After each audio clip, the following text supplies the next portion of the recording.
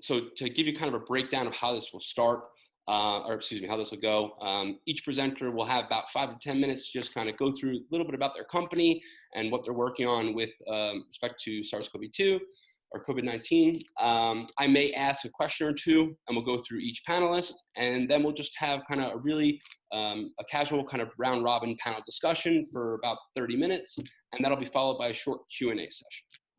So with that, I'm going to pass the ball over to Andrew Satz, CEO and co-founder of Evolve.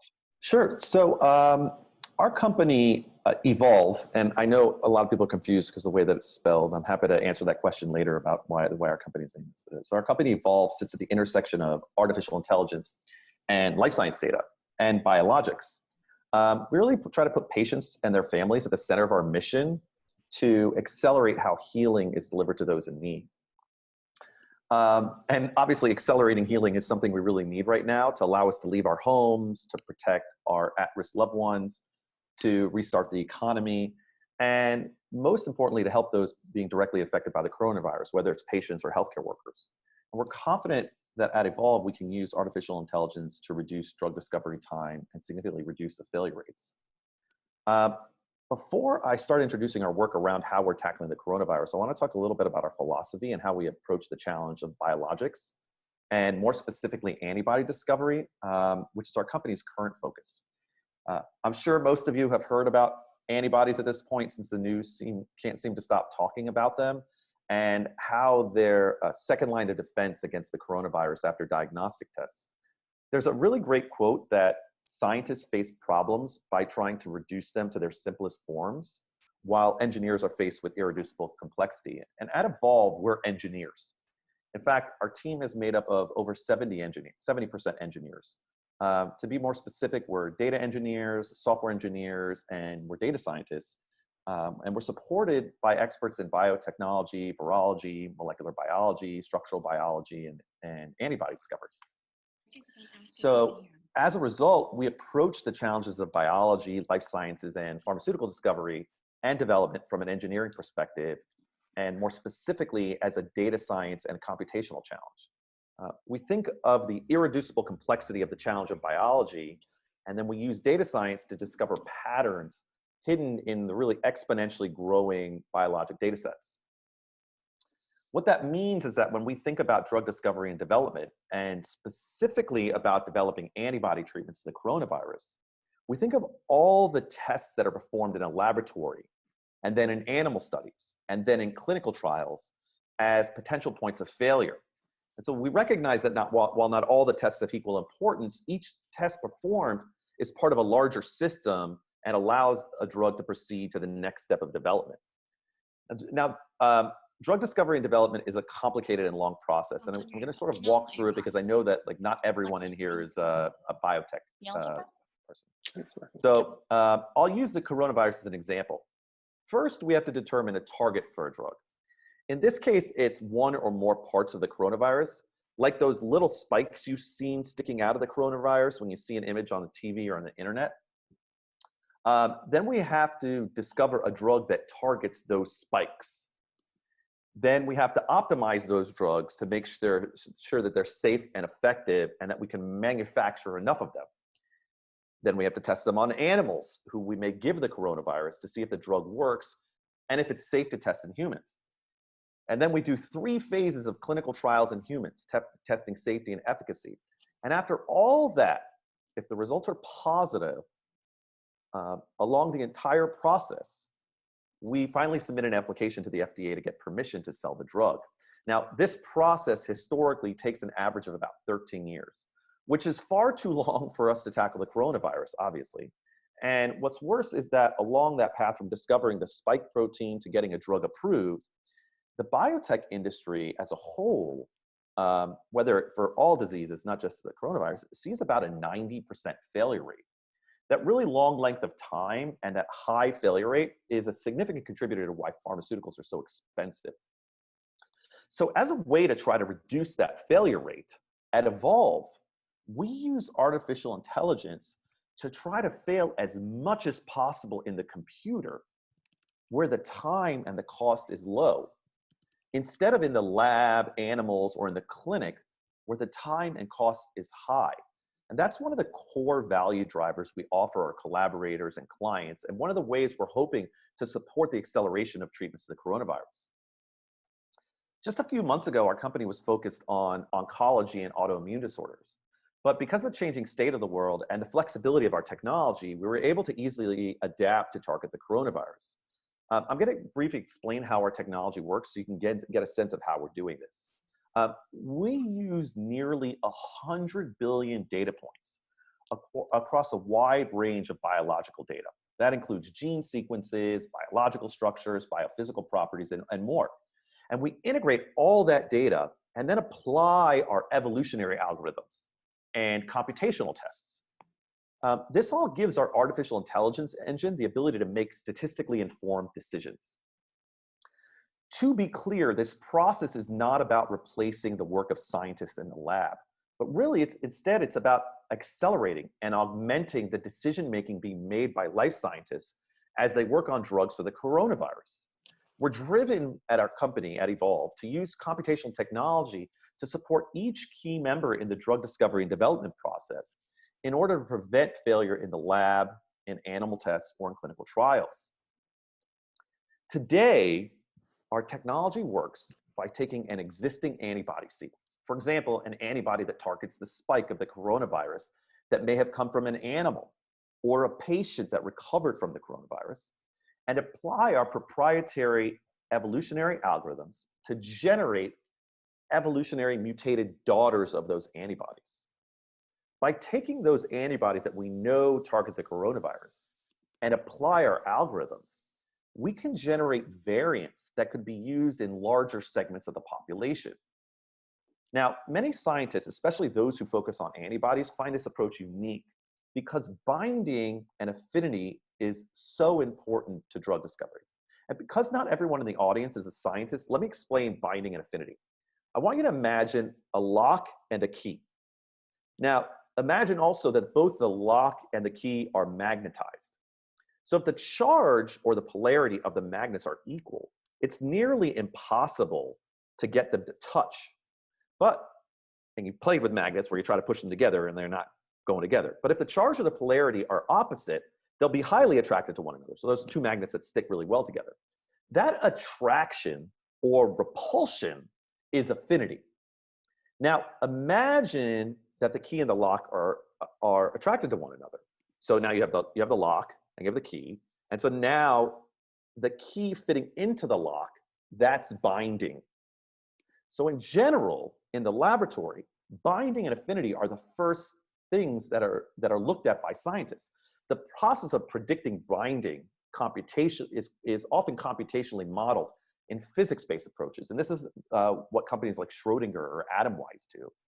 But before an antibody binds to the coronavirus, the system that's generating that antibody is an evolutionary system.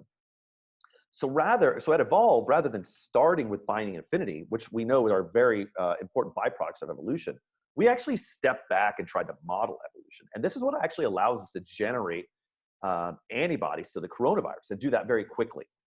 Now, after running our algorithms to generate evolution-informed antibodies that could bind to the coronavirus, we perform in silico assays, which are basically computational models of laboratory tests. We do this to try to eliminate antibodies that would fail in animal studies or manufacturing and clinical trials. I'll give you an example. We can computationally check if an antibody will break down at 98 degrees Fahrenheit or 37 degrees Celsius, which is the average temperature of the human body. We do this because if an antibody breaks down at the temperature of the human body, it will fail to be a useful treatment. So once we've screened out those antibodies that'll fail in the lab, and by the way, breaking down at 98 degrees Fahrenheit or 37 degrees Celsius is one of about 180 tests that we run. So once we screened out the antibodies that will fail in the lab, it's at this point that we actually computationally model binding and affinity to make sure the antibodies we generated and screened actually hit the coronavirus. Now, our entire process takes about a week and allows us to generate millions of potential drug candidates to the coronavirus, and then perform computational tests at a scale that basically would be financially impossible in the laboratory and would take years. And while we're focused on antibodies for the coronavirus today, you can imagine how this process was easily adapted from other diseases like cancer and autoimmune disorders. Now, we're a fully computational company, and we're working with collaborators to perform the laboratory production and testing for antibodies to treat the coronavirus. Those collaborators are experienced in antibody discovery and development, and we're working with them to accelerate the process of getting coronavirus treatments into patients. So that gives you an idea of what we're doing. We're computationally generating antibodies that'll help treat the coronavirus.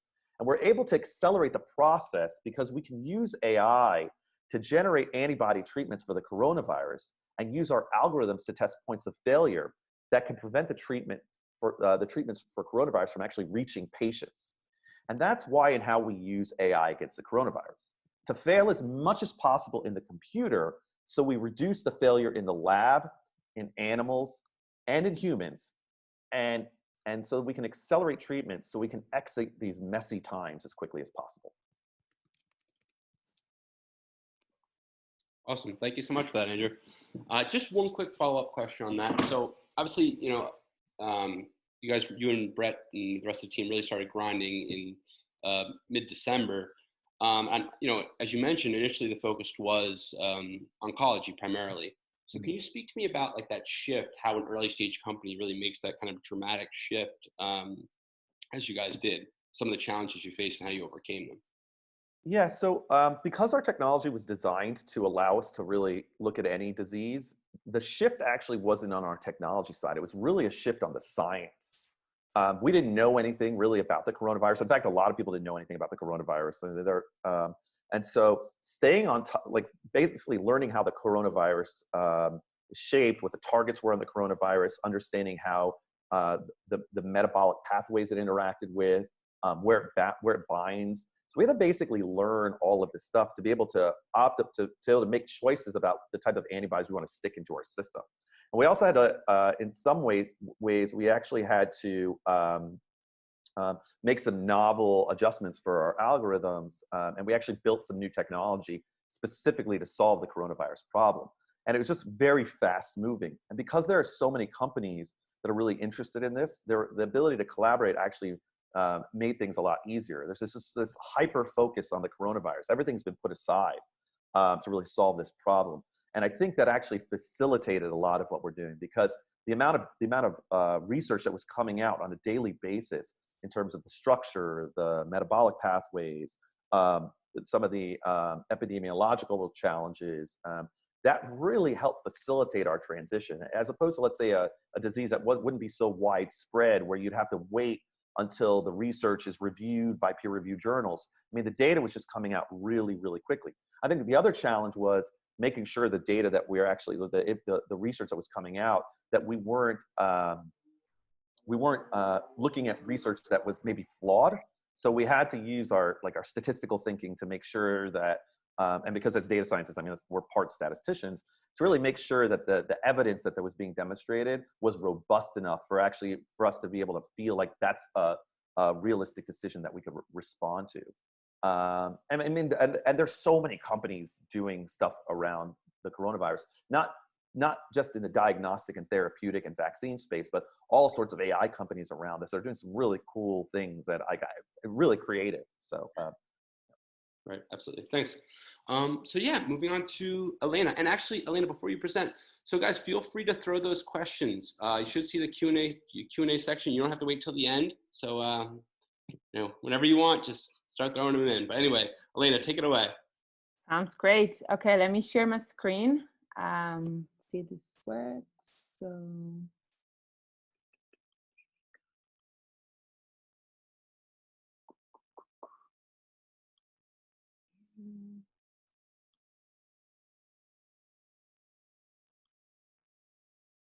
Okay.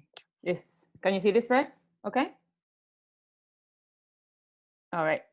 So A2A, we are a biotech company, which our major focus is designing novel therapeutics for high unmet needs. We use our Sculpt technology, which is an AI technology that also uses AI and computational tools in order to design these novel therapeutics. And we're mostly oncology focused to date because of the expertise of the team, as well as the targets we're going after, since our major goal goes after difficult to drug targets. But we also wanted to put our technology to use for this pandemic and COVID-19. So the goal in this program is to design precision medicines for protein targets essential to viral replication and cell entry, central to COVID-19 pathogenesis. But also something to keep in mind is we wanted to include optimal binding and also drug-like properties in the design to reduce that cycles of optimization, going back to the lab, and again, like Andrew was just mentioning as well. And we aim to generate improved versions of small molecules with 100-fold more specificity and potency for those targets because of our technology. Just to give you a quick overview of the company, we started in 2016 at IndieBio in San Francisco. After we enter into a 50-50 partnership with the Performance Management of Pharmaceuticals, which to advance our leukemia program in phase 1 studies at the end of this year. We also did some projects with Novartis and P&G that generated revenue. More importantly, this generated a long-lasting collaboration with Novartis. And also we won J&J Innovation Artificial Intelligence Challenge for drug discovery that gave us the space for free in J Labs in New York. And in terms of fundraising, we have a total of 5 million today raised. That would be the seed. And right now we're raising Series A for 20 million. Also, in terms of partnerships, we have entered into a partnership with In Silico Medicine to develop novel therapeutics for Duchenne muscular dystrophy, as well as with Daewoo, a Korean company, to develop oncology therapeutics. So just, you can consider A2A as a research engine. We reduce the time and the cost of drug discovery because, say, traditional drug design takes 3 to 4 years to go to target ID, to IND. And in our case, it depends on the target, but we have done this with our program, an MENIN program, which from target identification to pre-IND, we went to 2.5 years. So that's really, really quick. And that's all only possible because we generate high quality leads with drug-like properties embedded from the beginning to reduce that lead optimization time and cost at least by 50%. So we want to do the same with our COVID program because of our technology and also the pressing need for new treatments. So just to give you a really quick overview of the technology, I can answer later on a bit more questions. Sculpt stands by systematic combinatorial unification of fragments into libraries against pharmacological targets, which means we look into the protein ligand complex, we look in the properties of the target, the crystal structure information, the amino acid residues that are key. Also look at the mutagenesis and all the information, not only in the protein side, but also on the ligand side. There is a co-crystal structure. We also look all those information and then extract that into a 3D model, which we call hotspots, residues that we kind of unified and select to target with our fragment matching libraries.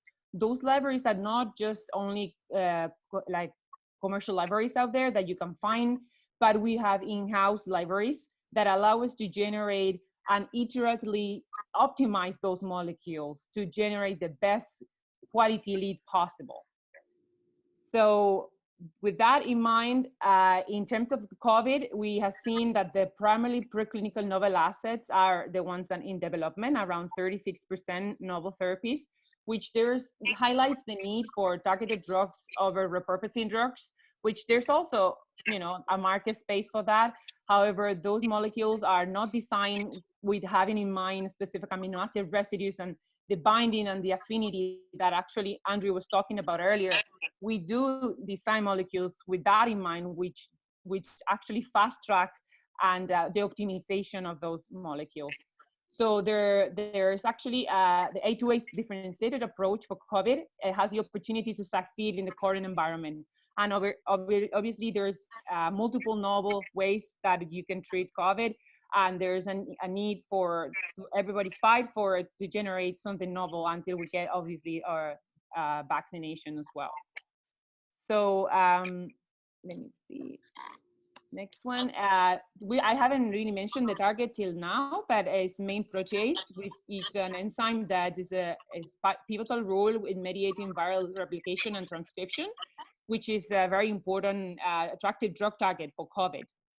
There is some publication out there that shows that there are people using virtual haplotype screening to target this specific enzyme, but we actually generated novel targets, novel molecules for these targets. So there's nothing being discovered to date.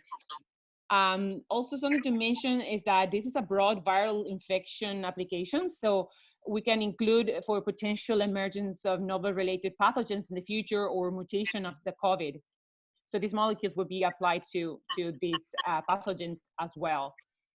So in case you wonder how we went about designing these molecules, we have a differentiated, a covalent inhibitor design approach, which actually target a cysteine residue that is present in the active site.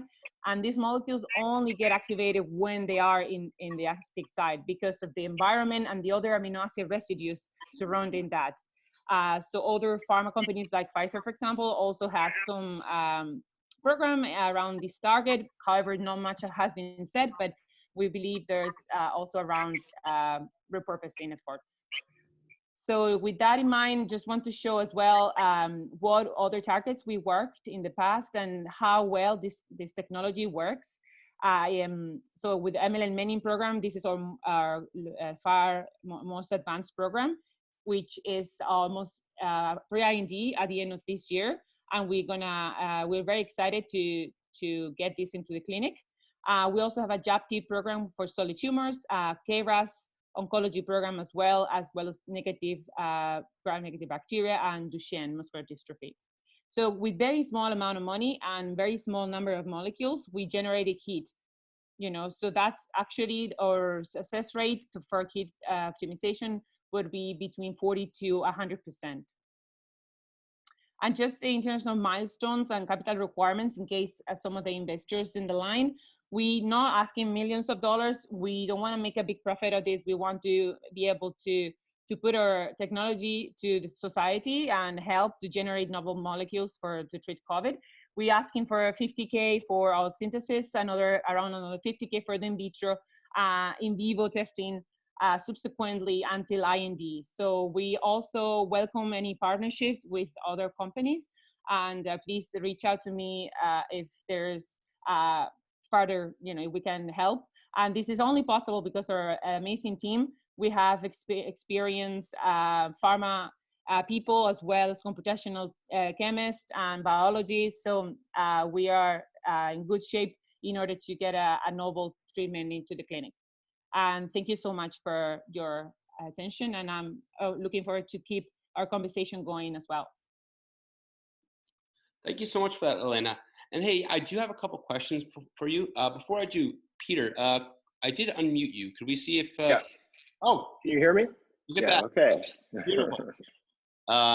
Elena, I just wanted to throw one question your way. Mm-hmm. So sort of a bit similar to what I asked Angie, but a little bit tweaked. So, how has your work in oncology helped or informed the work you're doing with COVID-19? Mm-hmm. Yeah, that's a good question. And I think it's mostly because the technology is so versatile. We use for hard to drug targets, as I mentioned. So far, we focus on oncology because the team expertise, and also it just happened to be really very hard to drug targets in a cancer, right? But it wasn't really hard for us to pivot and also use our technology for COVID, since there's emerging information, especially structural information. So we're able to get some crystal structures that were published. And with that in mind, we use the Sculpt to design highly selective molecules for that specific target. And also, we also looking with different partners to test those designs, as well as to design those designs to prove again, that those molecules are selective. Fantastic. Thank you so much for that. All right, great. Peter, We have you. Yeah, hi. Thank you for having us. Our story is pretty similar to the previous stories in that we were and still are working in the cancer space. Our platform technology is an immuno-oncology bispecific molecule that activates the immune system to target a tumor antigen of our choice. We're working in ovarian cancer, and we're still preclinical, but we have good animal data and are looking to get into the human in the next 8 to 12 months. We have our platform technology is very versatile. By changing, re-engineering it, we're able to target different antigens, tumor antigens, but also because our background is in immunology, the opportunities, or I would say charge to work in the COVID space came about. So in another way it came about too was the fact that we have done some preliminary animal experiments and still need to get to pre-IND. And we were in a fundraising mode, and we were partway through a round when this whole pandemic came about. And as you can imagine, it's not the most fundraising friendly time, particularly where we were raising. We're raising mostly in the angel space. Angel investors don't react the same way institutional investors do because it's their own money, and they have to reevaluate where they need to deploy their own finances. So we found that it pretty much became a dead stop. So one of our investors, however, is a previous biotech CEO and had connections in the vaccine space. She invented and marketed the first recombinant seasonal flu vaccine. So she's a big vaccine and a big ID person. So she brought to us an opportunity to license a very, very specific spike protein. So it's a spike binding domain from the SARS-CoV-2. So she brought that opportunity to us, and we kind of decided, well, if we can't raise money right now, maybe we should make some money and also try to contribute to the make it the old-fashioned way, right? And then also try to contribute to the need. And so we took that spike binding protein and created an ELISA assay that we were able to use to detect the antibodies of the patient antibodies to see if you've been previously infected. And you'll see more and more that's becoming an important test, because particularly with the children that are now getting supposedly the Kawasaki syndrome that's related to to COVID. So we're seeing a lot more demands for this, and for us it was a big change. I know one of your questions was, well, how did switching from one business basically to another affect you? And it was enormously, because we were not customer facing. We weren't a customer facing business. We're a research business. And when people talk about your exit strategy, our exit strategy is to M&A or to partner or to sell. Now we're all of a sudden have to go and find customers. And we spend a lot of time designing a strategy, go-to-market strategy. The original or the most obvious one is to market directly to the customer. However, for us, we found that we weren't going to be able to compete with Quest and LabCorp. So what we're doing is we're marketing to companies who want to use this test in part of their go back to work strategy. So we're able to help them identify which employees have seen the infection before and move forward that way. Additionally, I won't get into it too much, but we're using our platform technology actually to potentially be a vaccine, prophylactic and therapeutic vaccine against the virus, because after all, it's immunology. We're an immunology company. It's immunity-based therapeutic, and has applications here as well. So. Great. Thank you so much for that, Peter. Sure. Just one quick question, and just quickly on the serological assay. I'm wondering how far away are we from like widespread availability of that? Because I think we'd all agree the value is immense. Obviously, along with vaccines and therapeutics. Yeah, I think we're actually pretty close. I mean, as I mentioned, we're marketing directly to companies who want to use this for their own employees. So we'll go to a large company and set up a station there and help them get back to work. But the bigger companies like Quest and LabCorp are getting ready to roll out their assay. So we're pretty close to having access to it, and the payers are at this point in line to pay for it. So Fantastic. That's great to hear. Thank you. yeah, sure. Okay, yeah, so I guess we will move on to kind of our round robin, our panel discussion period. So the first question is going to go to A2A, and I see that Ed has jumped on as well. So Ed, if you want to, Ed Painter is the CIO, chairman over at A2A Pharmaceuticals. So Ed, if you want to chime in along with Elena, if you guys want to team up on an answer, go for it. But yeah, I think the first question I'll turn to A2A and Evolve. And like we'll touch on this, but I'd love like a bit more detail here. What's the value of a computational approach beyond the speed of discovery? Elena, you want to take that? Yeah, sure. So basically, our technology Sculpt allows to design pre-optimized high-potency candidates that not only would be done faster because of the technology, but also have the optimal drug-like properties built from the beginning. So as I mentioned, it decreases the lab and design cycles and reduce the failure in the lab, as well as the cost of those testing and the design as well. So basically, it's not just that it's faster, but it's the high quality of the compound, which at the end, we will get faster treatments to the patients in need. I don't know if Ed, you want to add a bit more to that? Yeah, I mean, I'd say 90% of the pharmaceutical industry's efforts are with repurposing and existing libraries of molecules rather than molecules which are designed very specifically for both the disease and the target with optimal ADMET properties built in from the start. So higher quality, in addition to speed, it's a question of quality, efficacy, and metabolism and so forth. Great. Thank you for that.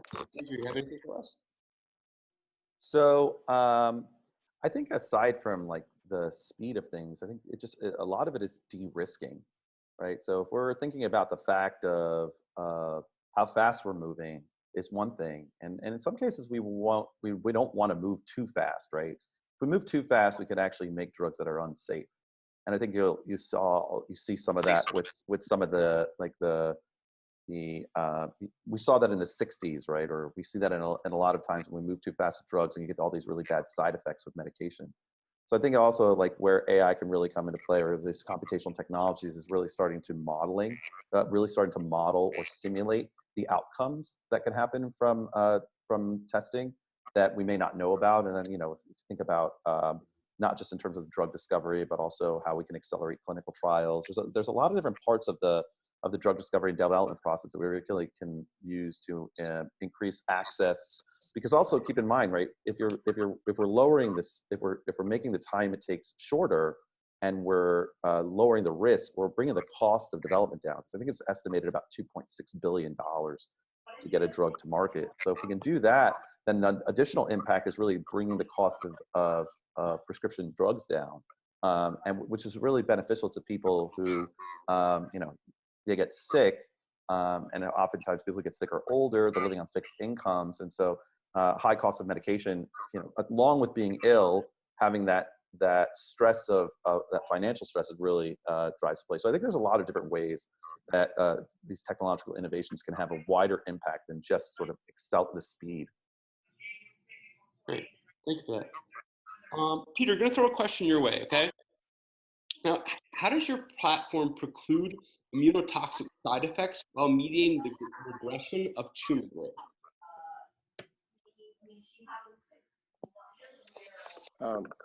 Can you say that again? Sure. How does your platform preclude immunotoxic side effects while mediating the regression of tumor growth?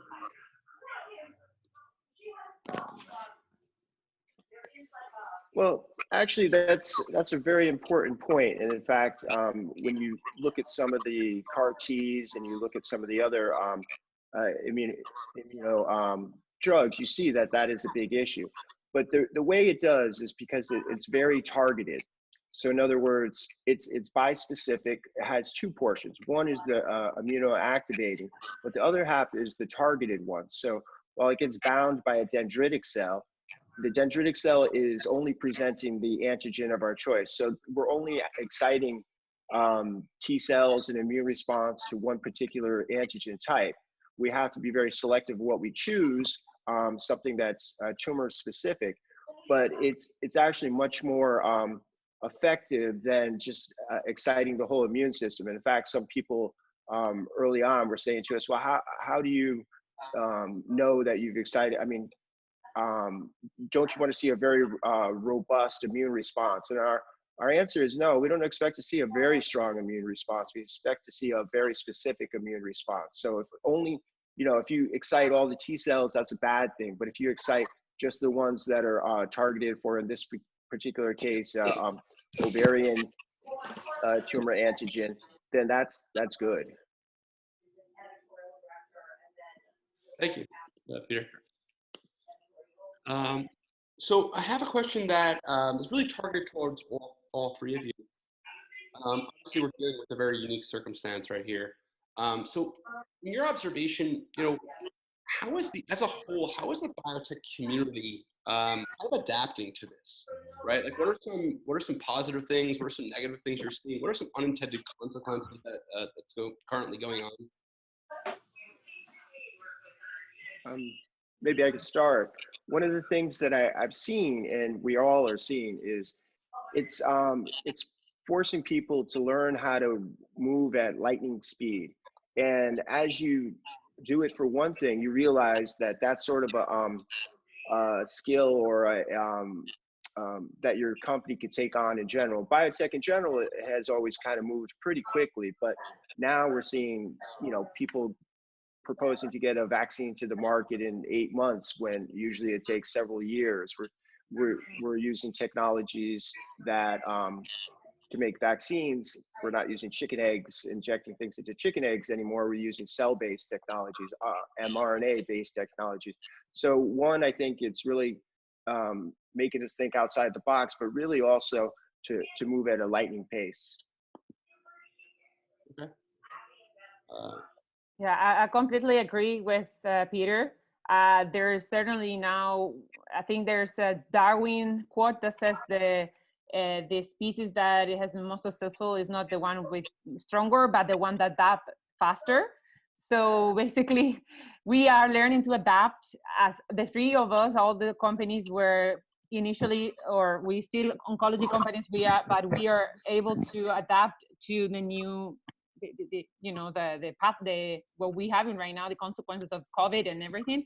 We wanted to use our technology to help that way, and I think it's so important to also make like the digital technologies allowing us to move faster, which before we knew that AI is being able to do that in other different sectors, but now we also including it in the biotech and pharma.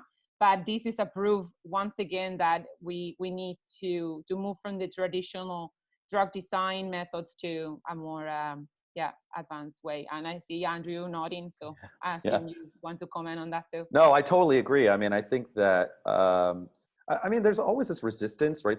So scientists and clinicians, which really make up the largest portion of the biotech industry, there's always a skepticism about new technology. You really got to prove that new technology works.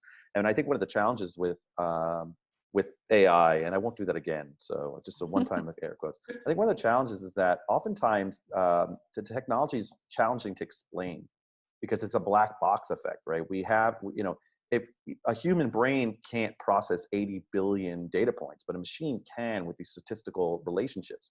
But it's hard to communicate what's going on if you don't understand statistics and probabilities really, really well, as well as computer science. So be able to communicate that value. So, and when people don't understand things, it increases the skepticism further. And scientists and doctors are like the most skeptical people that are out there. So I think that forced transition, and it's sort of like what's happened with online working from home or working remotely. There was all this skepticism about whether or not we actually could do it. And then the world was like, well, you don't have a choice. And now we're seeing actually productivity in many cases increase. There's a research that came out of China about call centers where they saw a 23% increase in productivity for employees working from home. So I think it's a matter of like this forced shift to the need to advance these processes. And maybe we can move from that 13-year period down to 12, down to 11, down to 10. Now, I doubt we're going to, unless we have another type of incident like this, where the whole industry is coalesced around the coronavirus. I mean, I remember seeing something about how like, just everything's coronavirus right now. There's nothing else. No one's talking about anything else. So I think that sort of the entire industry coalescing around this one problem has actually been really beneficial. But how do we sort of take that process and sort of transfer it over to other diseases? Because if all companies came together to try to work on a particular disease, whether it's lung cancer or like cardiac diseases, then there's a sort of concerted effort around this one disease. And I think the challenge is obviously like the competition, right? We can't get rid of that because that's what allows innovation to happen. But I think that there will be a transition, and hopefully it's a very, very positive one for the industry as a whole.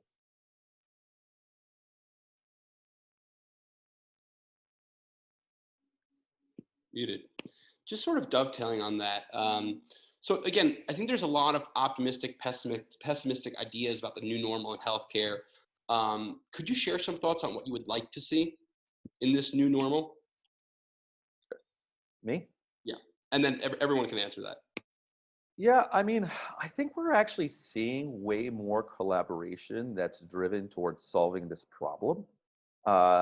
And it's all about, like, I think also the other thing that's really the new normal is how fast decisions are being made in ways that I don't think, like, it's not normal. Like, usually these cycles, and Peter, I'm sure you can chime in here, right? Like, you're usually seeing 12 to 18 months for these cycles. Now they're happening. I mean, we've seen some agreements happen in a really short period of time, not to mention the grants that have been given. Like, grants usually take like 6 months, a year, right? And you're seeing them turned around in less than 30 days. So I think that the fact is that we're going to start seeing these bureaucratic and red tape sort of move out of the way, and hopefully that will continue on past the coronavirus. I also think that there will be a sort of equivalent to a TSA or a Homeland Security response to infectious diseases, which have not historically been a first world problem. I mean, at least for the past few decades. And I think that we'll hopefully start seeing that response where we can really start helping those diseases, those infectious diseases that are more widespread in communities that are maybe less affluent than US and Europe, and that we can then have that impact and give people healthy, clean water and medical treatment that's cheaper and easier to deliver. And I'm hoping that that's some of the outcomes that we see. Yeah, I think I really agree with Andrew as well, saying that today the anti-infectious diseases, companies working on that, they actually went bankrupt. There's few examples of that. Very little investment was deployed towards those diseases because it's like mostly underdeveloped countries and so on. So that now I think we have this wake-up call to keep working on that and seeing how that it could happen again, right? So we need the investment community, we need the biotech companies, and also the pharma working together towards the same goal. And that's a very unique situation that happened right away now, but we should keep this moving towards other infectious disease problems as well.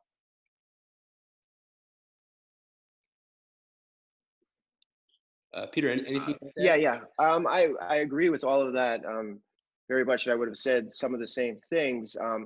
One of the things that is not exactly on topic here, but I thought I'd bring it up because it was an observation that I'm seeing every day. My wife's a physician, and she's seeing her patients through telemedicine, and it's being picked up just so rapidly, and the patients love it, and when it could be used, but a lot of times it can be used. And the biggest thing before was the payers weren't willing to pay for it, so that it never took off. Now they're forced to pay for it, and this is something that the consumer is seeing, and they're going to demand to have it more readily available.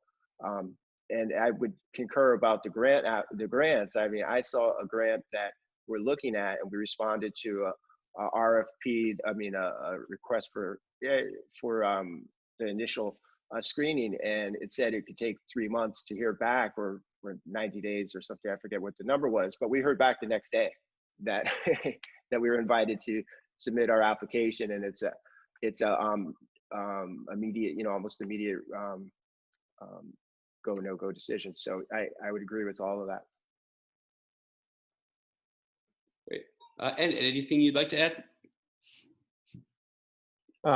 Yeah, I mean, I kind of disagree. I mean, from our perspective, I think the industry's focus on money, that therapeutics for acute diseases like viral infections or bacterial infections, there's still next to no interest.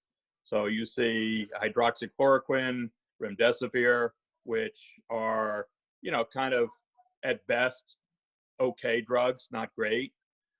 And next to nothing with respect to focus on therapeutics for viral infections in terms of designing molecules the way A2A has. Billions of dollars into vaccines, a lot of that driven by political connections. But vaccinations, vaccinations, you could almost predict that vaccinations may save no one, but in this disease, that it'll be too late by the time vaccinations come in at the end of next year. So, I think there's still a lot more pain that has to be endured from viral infections, and probably, hopefully we get a shot at pushing our therapeutic into the clinic and get something done. But, there's still amazingly little interest. Yeah, thank you for that. So I guess kind of with that in mind, one more question, and then we'll go into Q&A. Myself included, I think a lot of people are really excited about computational solutions, and part of that obviously is the speed, the flexibility, everything that Andrew, Elena, and Ed have spoken to. But if I could ask a question to both teams, and Peter, you could also chime in here as well if you'd like.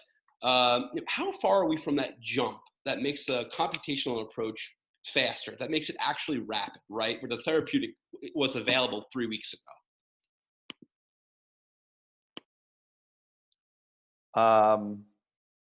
So the jump to say converting to like a computational approach to get into clinical trials, where we're just saying, or you were talking about just like replacing the whole process with computational. Why not both? So there's definitely going to be a transition. There's got to be a transition period, right? So, I mean, the things that need to happen, first of all, would be like, we've got to prove that the drug discovery system works. Because there currently, at least that I'm aware of, there's no drug that's been discovered by AI that's approved as of yet. There are I think there are a couple dozen that are in clinical trials right now. So that'll be like a first jump. And then there's the issue of how do we substitute laboratory tests for computational tests? Then there's the challenge of how do you substitute animal tests for computational tests, right? And all of this goes into mind the fact that the scientists are skeptical, the clinicians are skeptical, and the regulators are skeptical, right? So you have to prove and prove and prove again and again that this works as good. If in fact, you probably need to prove that it's better. In fact, this is was a big challenge in the computer-assisted diagnosis, which is where like a machine is reading an AI is reading an X-ray instead of a doctor. I mean, now we're seeing results that within limited scope, like a machine that actually is better than a doctor at reading scans. The problem is that scope is very limited. So unless you have enough training data, let's say, for example, for breast cancer or lung cancer, that would be fine. But when you have these sort of, very unique cancers like ampullary cancer, which is a very small number, those are sort of unique and you need that clinical vision. So how do you go from these sort of new diseases? Now, I think the other challenge, and this is what I was talking about earlier about taking more of an engineering approach and a scientific approach, is thinking about the human system, right? Can we model what's going on in the human system or in an animal system or in a laboratory system to be able to, so that the outcomes are as predictive or not better predictive than what's out there? Now, we could argue the other way, right? Like we do all these animal studies, but like clinical trials, that's where most of the failure happens, right? So if I think like, it's like 30% in phase 1, 50% in phase 2, 30% in phase 3.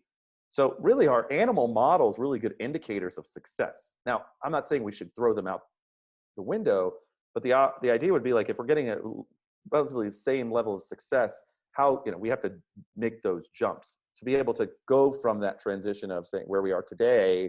And then in the short term, we have to augment the process by augmenting the scientists and the researchers and the clinicians, and then we can start to transition. How long that'll take is however long that resistance exists, right? The longer the resistance exists, the resistance to change exists, the harder it will be to get that into place. So that's a human issue, and I don't know that I can like answer people's behaviors, but that, I mean, I would hope 10 years, but I mean, it's probably going to be 50. Okay. Yeah, I agree. Actually, there's scientists, there's very hard to adjust to novel ways of doing science. And even an example as well, even like regular cell test. Now there's other models like 3D, like cellular testing, and even those are not included, not allowed to be in the package of IND package, which would make us think like at the end would be a drug that would be in humans, not even tested at all, just by in silico or by model, using different AI tools. I think that's way far than 10 years, unfortunately. So ideally, we can shorten at least the design that we are doing that at A2A.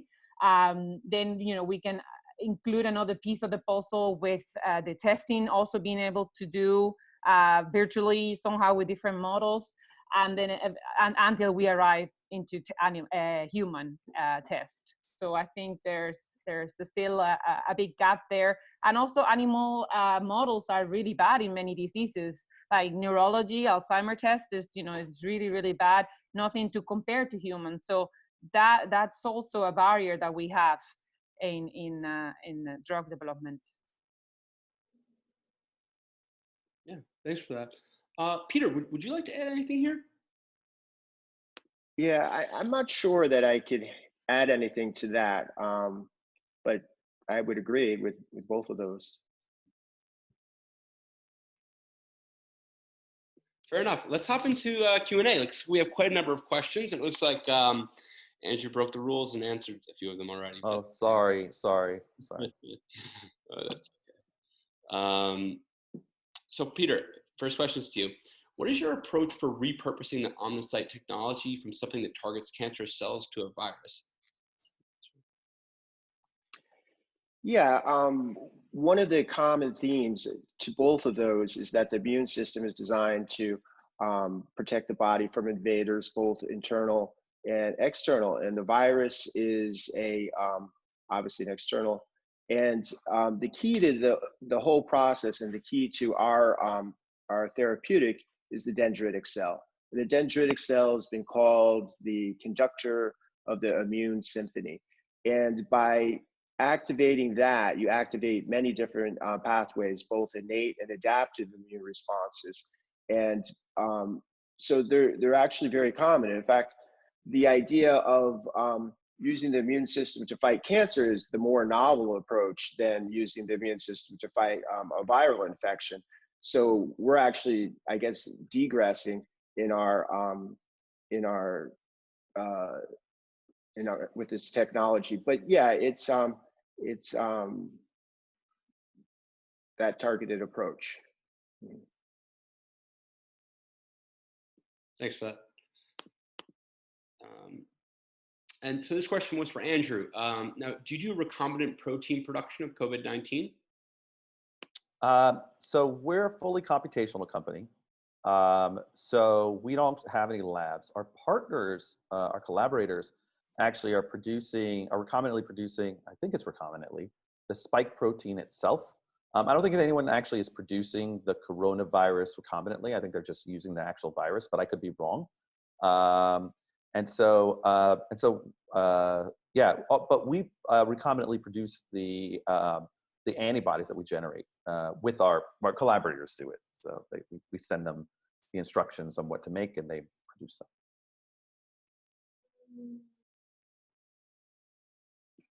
So now this question is for everyone. And sorry, I'll start reading names. I think the last one was it's anonymous, and then we had one from Janedu Odevelli. So thank you for that question. Boris Shore asks, question to everyone, how to motivate and encourage investment in early stage private companies or startups? And I think this is something, Elena, you touched on, and Peter a bit earlier as well. So, well, how to motivate early stage private companies or startup?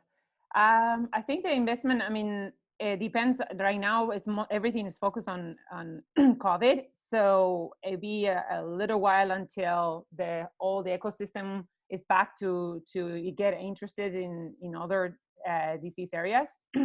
So, but I think like the investors need to get that level of, being scared of their investment early on, and right now kind of foster these startup companies to generate novel approaches to come up with therapeutics for COVID, not just your regular pharma company, because they are slower normally into getting something in the market, but also collaborations. Like maybe, the key is collaboration between even academics and biotech and also big pharma, as well as obviously the regulatory bodies and agencies that could foster the non-diluted funding as well.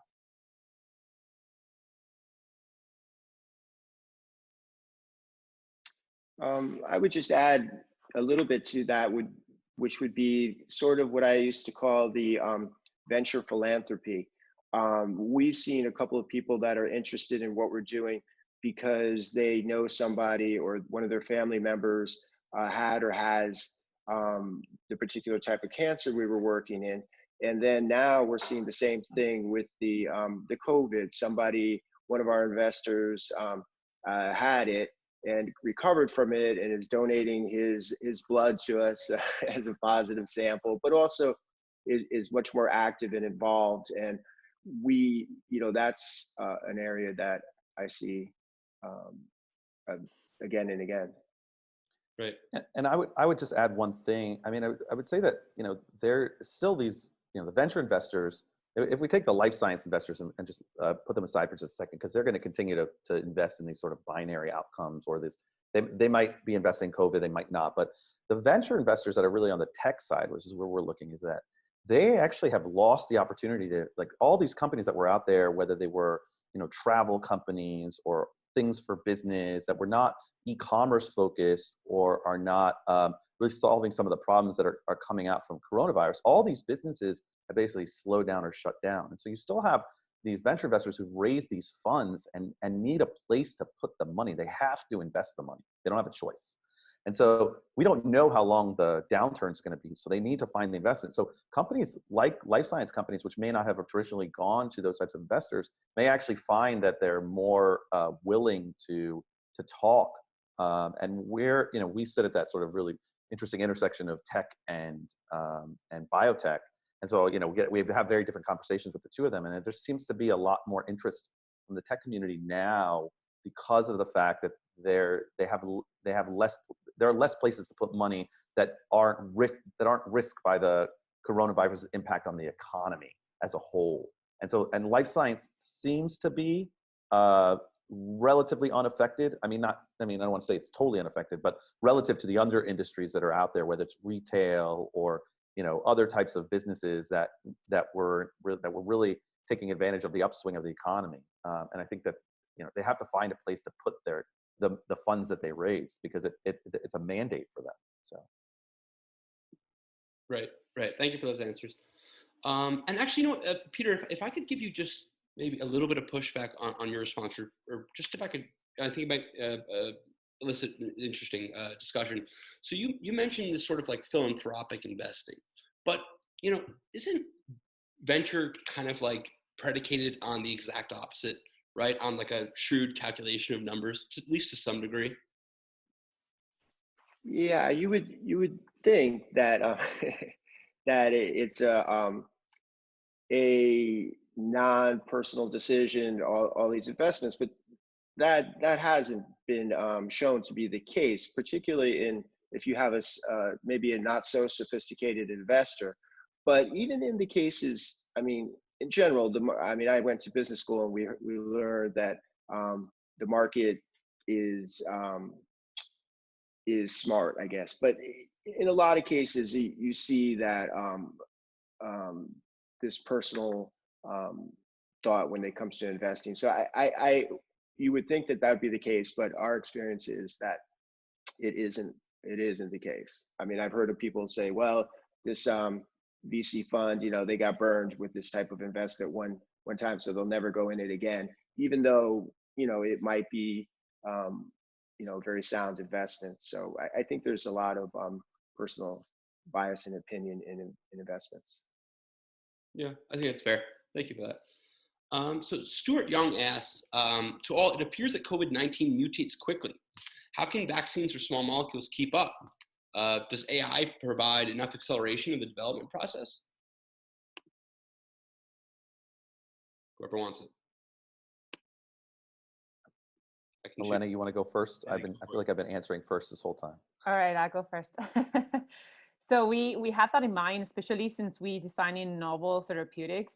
We have to do it in mind with having a long-term plan, because by the time, obviously, we get something, a repurpose could be seen as faster therapeutic use. So we have our target chose with have in mind that, and we have seen that main protease is conserved through the coronaviruses and the sequence, because the sequence similarity, and among different viruses as well. So main protease is considered a broad spectrum antiviral target. So with that in mind, these compounds that we designed, they are all able to be used not just for coronavirus right now, the COVID-19, but also pathogens that are related in the future as well. Yeah, and our end, we have a similar type of thinking about it. We're thinking about sort of a broadly neutralizing antibody that will work against multiple coronavirus strains. So because we can apply our evolutionary algorithms not just to antibodies, we can actually apply them to the coronavirus itself to see how it might mutate and make all sorts of different evolutions of the coronavirus. Because the SARS-1 and SARS-2 actually aren't that different. They're slightly different in one part of it, but they're mostly the same. And so if you think about that, they're just sort of mutated versions of one another. It's not to say that like SARS-1 mutated from SARS-2 mutated from SARS-1 or vice versa. It just means that they're like variants of each other. And you think about like your siblings are sort of variants of combinations of your parents. It's a similar type of thing that we do. And so we're working on generating variants of the coronavirus to see if what we've generated as an inhibitor will actually stop multiple types of the coronavirus. Because we've seen SARS-1, we've seen SARS-2. If that's true, then we're likely going to see SARS-3, SARS-4, and they may not be as contagious. They may be, because SARS-1 wasn't that contagious, but it was way more deadly than this SARS. So I think having that short-term view about just trying to solve this one, I think that that's really where I think drug repurposing is going to come into play, which is one of the first uses of AI in drug discovery was around that. I think that's where you're going to see it. And this is where we see remdesivir, and it was never originally designed for the coronavirus. We're seeing it being used for this process. That's going to be those short-term solutions. With regards to vaccines, like, I'm not a vaccine expert, so I don't know a lot about vaccines, but it would seem to make sense. Like, that question makes sense, right? If the coronavirus keeps mutating, a vaccine that, like the flu, right? Last year's flu vaccine doesn't work in this year's flu. So I think that we may see that challenge. And the question is, will a vaccine actually, I'm hopeful that we have this sort of broadly neutralizing vaccine, or at least it takes care of enough of the coronavirus that it solves a problem. But I think about, like, if you think about the history of humanity and how we've been able to respond to measles and mumps and rubella and polio, and create these vaccines for it, I really do think that this sort of coming together of the scientific community and all the great minds that are out there is really going to help drive the solutions pretty quickly. And so I'm sure someone who knows way more about vaccines. I think lots of people know way more about vaccines than I do, and I think the rest of us do, are probably thinking about this exact challenge. And I'm hopeful that that's a solution to that particular question is actually available. I wouldn't add much to that, except I would say that it's sort of the opposite problem that we had with developing our diagnostic. We wanted to find something that was unique to this and not recognize any of the other SARS or coronavirus or other viruses. And in fact, we used those in our negative controls to show that we do not recognize them. We're only specifically this, very specific region of this protein. So it's the opposite problem, which means, to me, it's probably an easier addressable problem is, identifying conserved regions. And it's okay if the vaccine works on many different coronaviruses, probably, obviously a good thing. So Chen Yuzu asks, any thoughts about AlphaFold predicted COVID-19 protein structure? Remember to reread that? I don't know what that is. Me Neither. Hold on, maybe we can do some. Let's go. Oh, AlphaFold. Oh, the AlphaFold predicted COVID-19. Okay, that I can talk about. I'm not sure if the rest of our panelists are familiar with the AlphaFold thing. So in fact, I'll just make sure that everyone knows. So the predicting protein structure is actually really, really complicated, especially for like antibodies and things like that. So what's happened is over the past, I think 20 to 30 years, there's been this competition that happens every couple of years where in the competition, a sequence will be given, an amino acid sequence will be given, and the structure will be known by the people who are actually giving the sequence, but they're not known by the competitors. And these are not, well-studied structures. And so the competitors have to determine what the structure is. And they're given 40 sequences and they have to predict the structure. And so there's these two labs that are really good at this. The David Baker's labs out of the University of Washington and the Zhang lab out of University of Michigan. They're really good at this. And they usually get they go back and forth so you can win. And usually get about 3 or 4 out of 40. So 2 years ago in December, because they run this competition every 2 years, DeepMind got involved. And they're the same people who won Go and chess with their model. And they, instead of getting 3 or 4 out of 40, they got 25 out of 40 right. Like it was just like a clobbering. It's like a NFL team playing like a little league team, right? And so so when the coronavirus came out, they used AlphaFold to try to predict the structure of the coronavirus. The interesting thing was at the same exact time, like the actual structure was published. So I don't know how much utilization there was of the actual AlphaFold predicted structure. If Google made AlphaFold available widely to the public, I think it would be like something that would be competitive with what we use, which is we use a commercially available software or something similar to what Elena, what was it called at A2A? The technology? Yeah, there was like an acronym for Sculpt. Sculpt. So yeah, so I mean, like that could be a big jump because we see a leap forward in protein folding, which is a really hard problem to solve. I mean, protein folding is probably one of the most complicated mathematical and computational problems currently available. And I think we'll need to see sort of like, to get it really accurate, it's going to be it's very challenging to do, because it's like the structure doesn't stay still, right? Like it's like our hands, right? That we like, what's the structure of our hands, right? And so like depends on like what you're doing, right? Are you shaking hands? Are you waving? Are you like cooking? You know, so.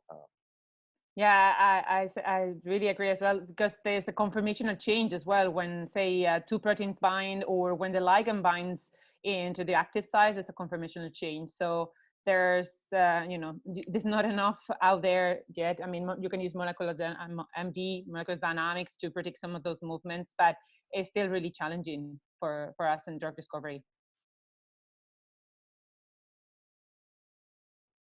Oh, Peter, we can't hear you.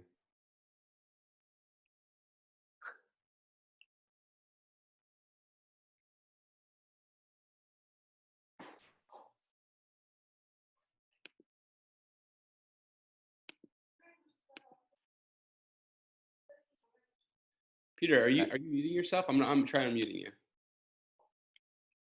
No, I can't hear him. You know, if we got you for an hour and 20 minutes, I'm happy. Yeah, it was good. Peter, let's see if we can get the mic working. In the meantime, how about now? You got it now? Oh, yeah. Great. Yeah. Can you hear me now? Yeah, I mean, I wouldn't add much to that, but I would say that it's not only when you talk about the folding of a protein, it has a lot to do with the other associated proteins that help it fold, and then also how it's expressed. Because if you we do a lot of work with protein folding, and we see that renaturing a protein is not the same as expressing one, but it's not my area of expertise. So I thought this was an interesting question. Daniel Gruffant asks, what are your thoughts on collaborative tools such as virtual reality for molecular modeling and drug discovery during these remote work times? I'll field that one, just because I love technology and I love all the different ways it can be used. I was having a conversation with some friends about this actually just a couple of days ago, and really thought that, how do we solve the social distancing problem, right? And unfortunately, like, if we're trying to stay away from people, to me, like the next person who's going to be Mark Zuckerberg is, because we're going to move into this coronavirus, like this post-coronavirus world. This isn't going to change. So there's going to, like, the next Mark Zuckerberg is going to be the person who figures out social networking in the coronavirus world, right? Like, because, and Zoom's a great product, but it's not going to cut it. But I really think like virtual reality might actually be that process. Now, in terms of molecular modeling from a virtual reality standpoint, I think it's just too hard for like people to wrap their heads around. Like, you just think about it this way, right? If I have three atoms that I'm trying to figure out the structure for, I've got like distance and position, right? And so like it becomes a game of like figuring out what's the right place for it to go. And then I add another one, right? And then I add another one. And just each time you get exponentially more complex. By the time you get to like 10, like I mean, even if you get past 3, it's like wrapping your head around that is even hard. It's like trying to imagine like the 6th dimension. Like I don't even know what it means. And I think like using virtual reality, although it would be really cool to do, I think like, I mean, like I really try to think about the future and try to think about how we solve these problems. I think it's be really hard to figure out. Now, the other side of it is though, maybe if we can design this in a way that we can sort of mimic what's going on and really localize, rather than trying to imagine what's happening at the, like, where the conformational change is, where the functional interaction is happening. Maybe like that will give us a new perspective on ways to come up with novel solutions that we may not have thought of, or maybe at least make it more widely available so that you don't have to have like a PhD and go get a postdoc and like to actually start to enter into that field and really maybe do some experimentation. So there may be that as well. So it now becomes more of like a solution of the masses than a solution of a sort of a select few that spent a long time getting that education. So I mean, those are 2 ways I think about it. Cool, thanks for that. Anybody have something to add there? Has anyone else given that some thought? Or virtual reality too much for me. I can get my head around that. Yeah, I'm going to pass on that one. So Chen has another question. Chen Yuzu has another question for us. How big is how big could your antibody be for COVID-19 spike protein? Since the spike protein helps COVID-19 invading human cells in the lungs, how do you think your antibody could deliver or delivers? I mean, since we're the only ones really, I mean, Peter, are you guys working on antibodies for the coronavirus as well, or are you just focused on you're focused on the diagnostic? What we're using is the patient's antibodies. So what we do is we identify a patient who's positive, then we'll work with potentially getting convalescent plasma from them. And the way that ours is positive, works on this is it's a polyclonal, obviously. So it's many, many different antibodies to very different regions. So it is not specific. So yeah, on our end,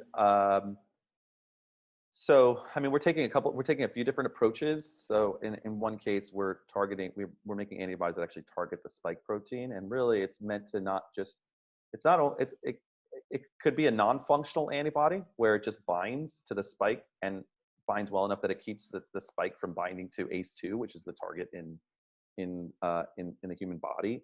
And ACE2 is actually all over the body, not just in the lungs. It's actually more highly expressed in men, interestingly enough, which is I think is potentially why we're seeing more men dying from the coronavirus, or just because women are stronger and better than us. Probably. And then the other thing is that you could also have functional antibodies, right, where they alert the various portions of the immune system to actually attack the coronavirus. So there's other ways you can use it as an inhibitor, which is some other ways that we're looking at it. Can we stop the spike protein from binding? Can we inhibit its activation of TMPRSS2? There's also all different ways that we could use the antibodies. But from a delivery mechanism, I mean, and antibodies are fairly well studied as drugs. So we wouldn't have to really do anything new. We just have to, on our side, we just try to make sure that they won't fail. So we run about, as I said, we run about 180 tests on the antibodies in the computer before we actually ever send them to the lab.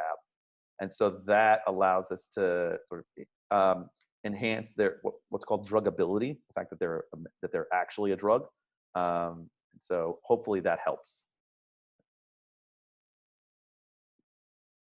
Yeah, thanks for that. Okay, it looks like we are out of questions. Before we wrap it up, we still have a few minutes. Is there anything anybody'd like to add?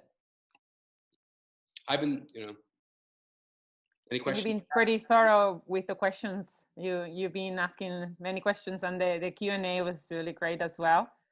I don't know if anybody wants to touch on anything else. From my side, just to, mention A2A's program that we have, and any collaboration or investment we welcome, that's for sure. So happy to answer anything else off the line as well. Yeah, absolutely. Yeah, I echo Elena's statement. We're happy to collaborate. In fact, Peter, I'd love to chat with you afterwards to see if maybe there's something that we can do with those convalescent antibodies, and maybe using it as a way to generate some novel treatments for patients that can be more widespread. And interestingly enough, there seems to be a very, very big difference, or at least not very, but a statistically significant difference in the antibodies that are being formed by different populations. So I was talking to a researcher in India who was saying that the antibodies that are coming out of patients in China are very different than the antibodies that are coming out of patients in India. And so, we might not be able to see this sort of, panacea that's going to solve it across all races or regions. So it'd be very interesting to chat with you about that. But just like Elena, we're also, in the middle of, we're raising capital. We're open to collaboration. So anyone on the line, we're happy to chat as well. And I'm sure Daniel's going to share out information at some point. Yeah, same here. We are among the group of people who are strong innovators and looking to collaborate and move new ideas forward. As far as the convalescent plasma. We have some great ideas I'd love to talk to you about. We have affinity columns that we're starting to build using our diagnostic technology. Yep, I think that's what I would add. All right, great. Hey, I do have a very interesting question that I think that I should throw out. If and it was asked a second time, so I want to let him get this question in. So it said there's a tremendous interest by investors in COVID-related technologies. Yet most of the solutions will come out long after the coronavirus pandemic is over. Now, what's the value proposition for the investor to invest in COVID?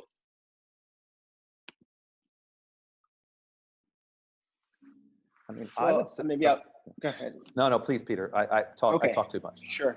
I mean, I think there's two things. One, I mean, we hope that is the case, right? We hope that this is done tomorrow and everything we're doing is you know, a waste of time. But the possibility is it's not, and you know, this can reoccur in a seasonal fashion, and we want to be ready. And in addition, I think that anything we learn here and we develop here will have applications that have you know, value in all different areas. I mean, we're seeing, just for an example, our technology that we're using to treat cancer. If cancer were you know, cured tomorrow, we wouldn't be out of business. We can apply our technology to other things, and the things that we've learned, we could pivot very quickly. So I think that one, it's wishful thinking, but two, I mean, we're moving very quickly to think that we could have a vaccine that soon. And just one more part of that, you know, the coronavirus has been around before, and nobody's made a vaccine to it before, but it was sort of because we didn't have that strong need to. And there will be other coronaviruses, and this vaccine against it will be useful against potentially against other ones. So. Right, that was kind of my thinking. Elena, Andrew, anything you would like to add? As I mentioned earlier, we have that in mind. When we develop our inhibitors, to select a target within the COVID pathogenesis that has a sequence similarity across different coronaviruses as well as different viruses in general. So I think having a broad spectrum therapeutic or vaccine that could be applied to different viruses, it would be the way to go, because it's not just for this COVID, but for future pathogens and mutations of this COVID virus. Yeah. Yeah, I would echo what both Elena and Peter said, and just add that you know, the fact is that we three companies have really modified our technologies, and not in a significant way, but enough so that we can like help this disease, right? And so it's not like we're just focused on COVID, right? We're supporting the research around COVID. I think that where the thinking needs to be is around the solution, the short-term solutions, right? So are we like, you know, the factories that spouted up to do masks and things like that. But I would also think about like behavior changes, right? So this is going to be this COVID event, which is a worldwide event. Every single human is going to be an anthropological change that's going to change the way people behave. I mean, in China, it was very common to see people wearing masks before the coronavirus breaks out. Now you're going to see this everywhere, and you're going to see this behavior changes. And so how do we respond to that and take that into account, not only just as the biotech industry, but as humanity and society as a whole? And so sort of thinking about the investments in those types of responses. So, you know, Zoom becoming huge, that's not going to go away. Just like working from home, probably not going to go away, especially as companies, organizations realize, hey, it can be done. It's cost. I don't have to pay rent. You know, we don't have to travel as much, which means it's better for the environment. So, like, I think that the investments are going to really need to be focused on what the new world will look like. And in biotech, again, it's not really changing that much. Although there's been a huge drop in the number of clinical trials that have happened. I mean, there was a statistic that came out on average, about 50 clinical trials are suspended per month. In April, 715 clinical trials got suspended. That's almost a 15 times jump. So like, I think that it's going to affect it's affecting our industry because we're not really seeing the same push forward on research other than in coronavirus. I think that that's something we have to be thinking about very, very deeply. Like, you know, because all the universities are have shut down. So all the research labs that, except for the ones that are working on coronavirus or pretending to work on coronavirus, you know, all the hospitals have stopped clinical trials. And so, you know, I think that we have to be conscientious about that sort of long-term effect, and whether investing right now, I mean, diseases aren't going anywhere, and it's not just going to be coronavirus. So, so yeah, I think like the investors I think the smart investors are thinking about that. Right.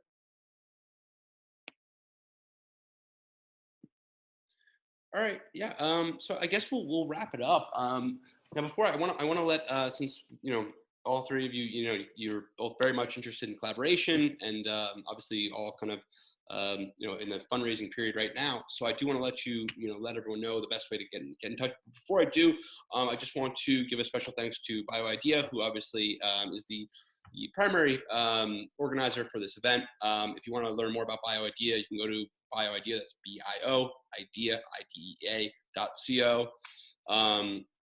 But yeah, special thanks to them. And yeah, let me pass it along.